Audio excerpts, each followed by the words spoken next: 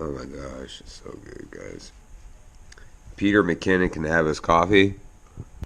Bobby is going to have his hot chocolate. Yeah, alright, guys. I read it. To be honest with you. Alright, so I started another MS Monday, and I posted to Facebook that I have a YouTube channel. I'm trying to find some good lighting here because I take this stuff serious, you know. How do I deal with pain? Let me give the person. That's a good question. Because I am going to be honest. I'm going to be completely honest right now because. Yeah, let's be honest. Be honest. Look at this. This is gorgeous. Now again, that does look nice up there. What's his name? Annrtta Farley. Thank you so much for the question. You're the first question ever. Yay! And your question is how do you deal with pain? That's a great question because it's something I deal with on a daily basis. And the short and sweet answer is medical marijuana. That's how I deal with pain.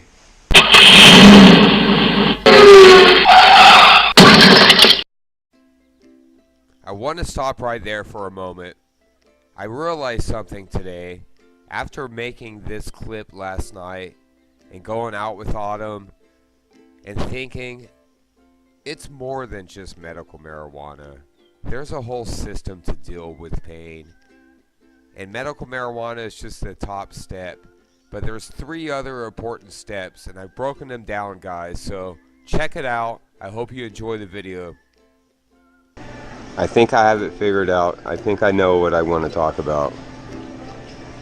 To me, there's 4 levels to this pain management and how I manage my pain. The first level at the bottom, moving up like a pyramid, the first level would be fluidity. You have to stay fluid and you have to have a spiritual correctness of just understanding that it's out of your control for starters. Second step, I would say you have to educate yourself, because the more educated you are, the better off you're going to be. Like I said, the flaring on the left side of my body. Sir, excuse me, you can't do that here. Hold on, Autumn. And then my third step is going to be people like Autumn. You surround yourself with people that are going to just love the hell out of you and support you no matter what. And I love her and I thank God for her every day. And then the fourth and final step is going to be something therapeutic and natural like medical marijuana. And I think when you tie all 4 of those steps together, that's a great foundation for you to manage your pain when it comes to multiple sclerosis. So let's get out of Walmart so I can continue talking about this, guys. Autumn and I just got back. God, it seems like the last couple of days we've been doing nothing but running around and got a lot of stuff around. We are grubbing right now. I wanted to turn the camera on. I've heard somebody told me that session on session helps raise top session, so there we go. Do I look beat? Because I feel like it. My God. The ringing in my right ear right now would drive a normal person really psycho. A rush sensation to my ear, and it feels like my ear needs to equalize sometimes. But now it's just this crazy ringing that's been happening, and it can just throw you off. This is the whole MS warrior thing when it comes into play. You gotta be a warrior to get through this. Think of a Navy SEAL or an Army Ranger. Just because he gets dinged on the arm or dinged in the leg or something in the middle of a combat situation, you don't stop. You don't stop. And you can't stop living life. So it's part of managing that pain and managing just the symptoms that you feel with the MS is where the fluidity comes in, and you have to be fluid And you can't dwell on something new happening or something giving you just something that's being a pain in the ass for that day, because you can waste a lot of time dwelling on it.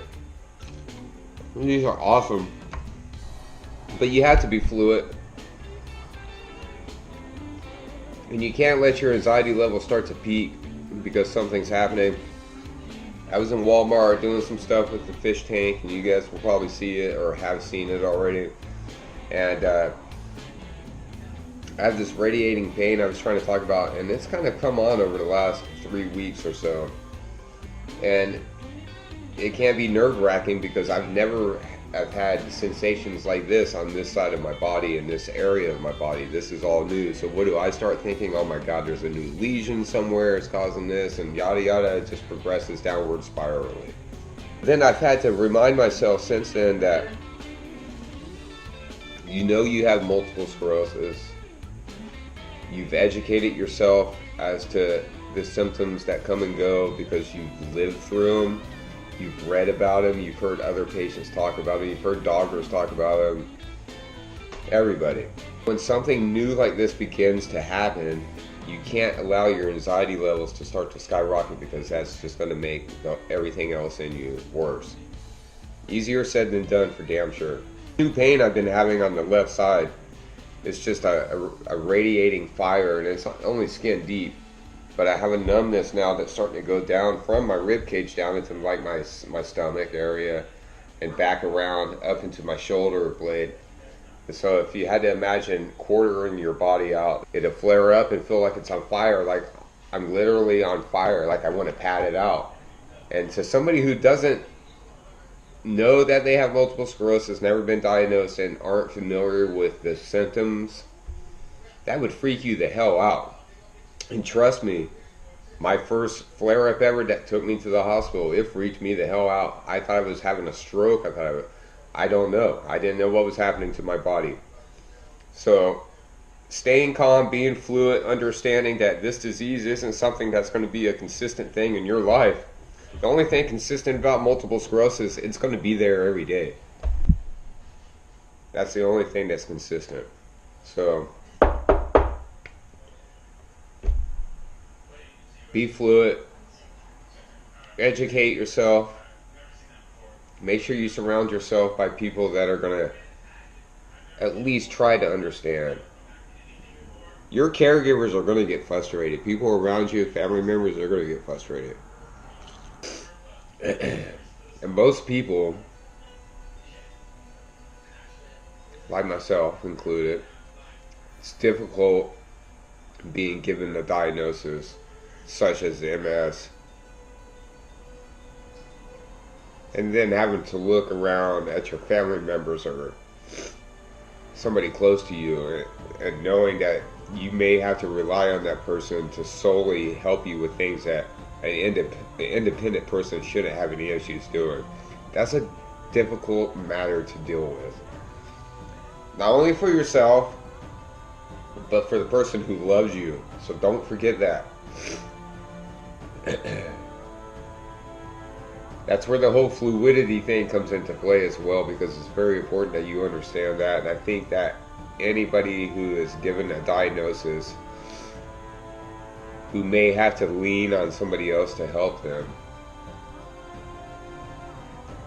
it's hard. I think that's why the suicide rate's so high with people with terminal illnesses and things like that. Nobody wants to feel like they're burdening or being a burden to a family member or a loved one. But you have to put the other shoe on sometimes and look at it from the standpoint of, is it truly a burden for that person who loves you to help you and to take care of you? That's a hard barrier to cross. But you need to have an open conversation with a person who's closest to you, or somebody who wants to help you through this, because without that communication, that two-way street, we all know what happens. Things get gunked up. I gotta clean myself up here. I look like a fool. So fluidity, education, and then at least the person closest to you having that understanding and that support. 3 of the bottom blocks that you need to help you manage the pain of having a disease like multiple sclerosis, yeah? But then I attribute my well-being to something else. Those are the 3 starting blocks that you need to have as far as I'm concerned. And don't forget, spiritual, no matter what it is, I'm not here to tell somebody to believe in a certain God, but you got to be right with yourself and your heart, because things are going to change on you and things aren't going to go the way you want them to go. So whatever it takes for you to find that inner peace and to be cool with whatever happens, you need to do that. Fucking Autumn. Always got the comedy bug going on. Why are you recording? Because I'm talking, you think I'm just out here talking to myself or something? But medical marijuana, guys. Medical marijuana. There's He ran away. a lot of attributes to medical marijuana that you, as somebody with multiple sclerosis, or somebody you care about has multiple sclerosis, just Google it nowadays. We're starting to live in a time to where the information is starting to flow about it. It can't be held back any longer, you know? So, anti-inflammatory properties in medical marijuana. To answer, this is answering your question. Annrtta, I have the four blocks and I have my foundation, but I'm telling you, I don't use any of the therapies, and I try to stay away from any pharmaceuticals whatsoever. I'm not bashing it. I'm not bashing Western medicine. This is what works for me. I don't like having those chemicals and such in my body. I can feel it, so to speak. It doesn't make me feel right. But medical marijuana, there's a lot of properties to it that people are starting to wake up and see. There's not a lot of research going into it because there's still not a lot of money to be made, so to speak. But do your own research, people. That completes my list, though. We have fluidity and just knowing, being spiritual correct, knowing that if something happens to you, there's a bigger plan out there for everybody, so you're just part of it. God forbid, it sucks sometimes, the cards that get dealt for us, but we have to play those cards. So I would say that's number 1, right? Number 2 is education, educating yourself, making sure that you understand what's happening to your body, how the disease progresses, what the symptoms are, and just recognize it, understand it. I mean, hell, you live with it, understand it. 3 is surrounding yourself with people that are going to love you and care for you and understand, and somebody that you're going to be able to have a relationship with. That's 2 ways. Make sure it's 2 ways, guys. And then to wrap it all up, medical marijuana. You put all that together, it creates a good system to manage pain. I don't think one of those completely is going to completely manage your pain to where it's like I'm living without pain. The pain is here. It's probably never going to go anywhere. So it's how you react to it and your attitude towards it. I think that's the most important part. I've rambled a lot, guys. I am hungry. I'm going to do an episode about diet and eating patterns and things like that. And then we'll talk. But thanks for watching so far, guys. Another MS Monday. Stay tuned. I got some killer hot, Autumn picked them up, some hot chocolate coffee mugs, and they're going to be pretty sick. So hot coffee mugs. I'll talk to you later. Somebody's calling my name. Autumn just brought me this. These are the cups that Autumn got today. And that bowl, check that out. But check that out, guys. I'm sitting here, I'm working on how to manage my pain. Come here, baby. Can I have a kiss? I'm sorry. She came over to kiss me.